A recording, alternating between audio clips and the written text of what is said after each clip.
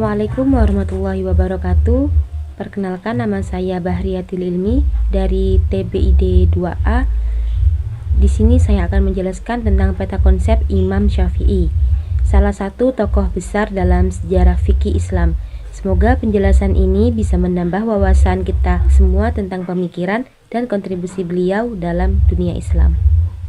Yang pertama yaitu biografi Imam Syafi'i. Imam Syafi'i lahir pada tahun 150 Hijriah di kota Gaza, Palestina.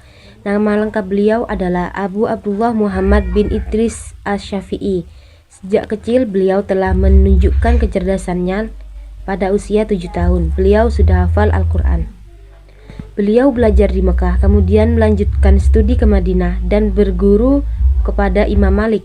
Selanjutnya beliau juga belajar ke Irak dan Mesir, sehingga pemikirannya sangat kaya karena menggabungkan metode ulama Hijaz dan Irak. Beliau wafat di Mesir pada tahun 204 Hijriah. Yang kedua yaitu karya-karya Imam Syafi'i.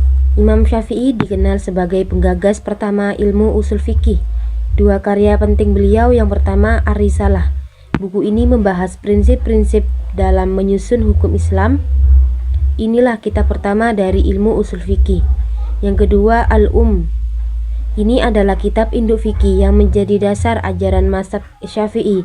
Kitab ini berisi sebagai fatwa, ijtihad, dan pendapat Imam Syafi'i dalam masalah hukum. Yang ketiga metodologi fikih Imam Syafi'i.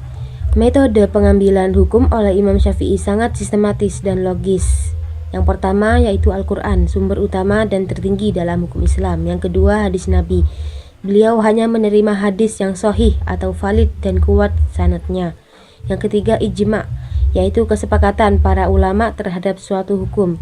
Yang keempat yaitu qiyas. Qiyas adalah analogi hukum berdasarkan nas yang sudah ada. Imam Syafi'i juga menolak ihtisan atau menentukan hukum berdasarkan rasa baik karena dianggap tidak memiliki dasar yang kuat. Ini menunjukkan komitmennya terhadap dalil yang jelas.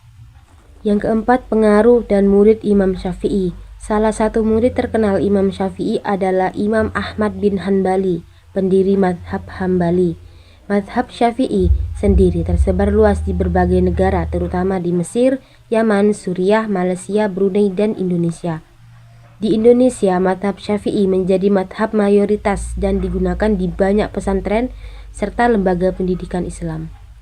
Demikian penjelasan tentang peta konsep Imam Syafi'i, mulai dari biografi, karya, metode fikih, hingga pengaruhnya. Semoga penjelasan ini bermanfaat dan dapat menambah pemahaman kita tentang warisan keilmuan dalam fikih Islam. Sekian dari saya. Wassalamualaikum warahmatullahi wabarakatuh.